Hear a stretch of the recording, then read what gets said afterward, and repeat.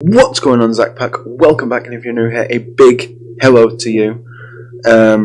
Today's video, we are going to answer the age-old question on why Donald Duck talks like he does. Now, there are a few reasonings behind it, and a few theories, but I have reason to believe I have the true answer. So today we're going to find out what it is. Now, I'm using my source from Disney Wiki. I will leave the link down below in the description, as I do with every video with these types of things. I'm not going to show whether I'm going to class this as a history video, a Donald Duck history video, maybe more like a proof video, so to speak. So, first off, let's begin.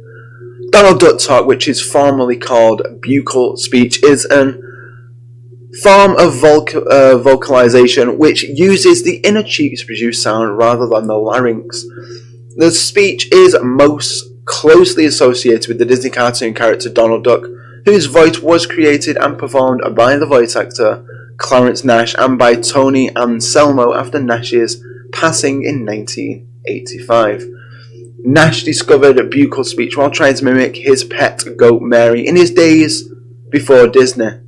Nash performed in vaudeville shows, which he often spoke in his nervous baby goat voice. And then later, when he auditioned at Walt Disney Productions, Disney himself interpreted Nash's voice as that of a duck, at which point the idea for Donald Duck came about. Buccal speech has also been used by actors Red Coffee for the character of Quacker in MGM cartoons, and by Jimmy Weldon for the character Yankee Doodle in Hanna-Barbera cartoons. The distinctive sound of buccal speech and the widespread familiarity of Donald Duck have led to unrelated but similarly distorted forms of modified speech being described as Donald Duck talk, such as inhaling helium. It's interesting to know that other people do use it. I didn't know that this was actually a thing. I thought it was more like a form of interpretation, or a form of speech that you did with your mouth. Obviously, you don't really use the larynx. You use the inner most of your cheek, which is pretty cool to do. Obviously, I can't do it because I am awful at impressions. I can do a couple, but not Donald, unfortunately. So have no fear, that is not part of the video. So let's move on. We've got the production. Buccal speech is created with one of the buccal or cheek sides of the vocal tract. Both the air chamber and the replacement glottis are formed between the cheek and the upper jaw. Buccal speech is produced when a person creates an air bubble between the cheek and the jaw on one side, and then uses the muscular action to drive the air through a small gap between or behind the teeth into the mouth. A sound so produced makes a high, rough sound. This is then articulated to make speech.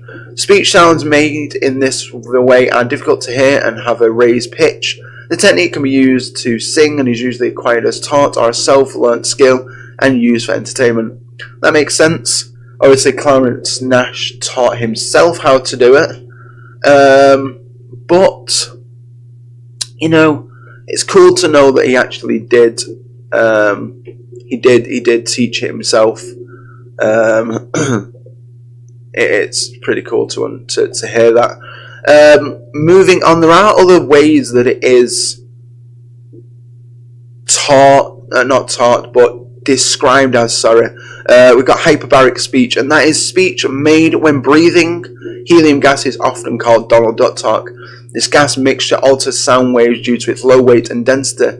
This raises the resonating frequency of the vocal cords by an octane shift up. Such speech is unintelligibly largely due to the upward pitched shift in speech formants. Intelligibility is an important communication problem in deep sea diving. The technological solution involves unscrambling by electronic transcoders. So hyperbaric speech is another form of or another way you can do it, using helium and things like that. There are some other cases as well. Donald Duck-like speech is described to occur after pseudobulbar dysarthria, which speed gains a high-pitched strangulated quality. So I'm assuming after you've had like a really, really bad sore throat and it just goes really, really bad. Donald Duck speech effect is described usually as an undesired phenomenon in audio and engineering when speech time is time compressed, rate controlled, or accelerated. So more like using the chipmunk settings where you speed things up, which I've done a few times in my videos. I really do enjoy doing that, but not a lot. It's more when I'm gaming and things like that. Next one, the term is sometimes also used to refer to the frequency shifted speech from an improperly tuned single sideband modulation or an SSB radio telephone receiver, or the nearly unintelligible sound of an SSB signal on a conventional amplitude modulation AM receiver. So if you can't hear someone on the other end of a like a walkie-talkie, then you have that there. A high-pitched nasal voice resembling Donald Duck is sometimes noted in individuals with Prader-Wiley syndrome. So that is another source of them as well. Other cases that it's not actually buccal speech, it is other things that can cause it. But Clarence Nash did use a buccal speech and redesigned it as part of being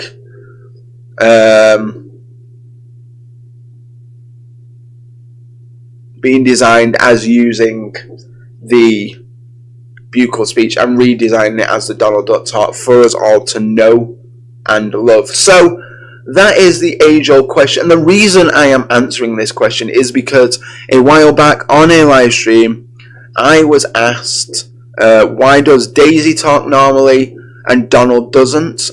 So there is the answer to that. We now know why. We know now why. Clarence Nash did it for a vaudeville show way back in the day before he worked for Disney, and obviously now that is well known, wildly wide to Donald Duck speech, and Donald Duck obviously is an icon of Disney, part of the Fab Five. And there we go. That is the age-old question. I hope you were itching to know the answer, and I hope you found this one interesting. And with that being said, it is the end of the video. So if you did enjoy this video, be sure to give it a big thumbs up. And if you didn't like this video, be sure to give it a big thumbs up. Comment down below if you did know this, or if this is new to you, or is there any other types of things that I missed, or any other forms that could cause the form of Donald Duck speech or the buccal speech. Please let me know down in the comments below. I'd love to chat with you and start a conversation. And that is pretty much it. So if you have not done so already, be sure to subscribe to this channel and click that big shiny red button. And you can join the Zack Pack today. You can follow me on social media. We have a Facebook page, Instagram, Twitter, there's my Snapchat will be down there, and we have Discord as well, which I've not been putting down recently, really because I've only just set my PC up. I do need to install a few more things, so Discord will be on there too at some point. So thank you so much for watching. I hope you enjoyed it, and until the next video, ladies and gentlemen, stay classy, Zack Pack.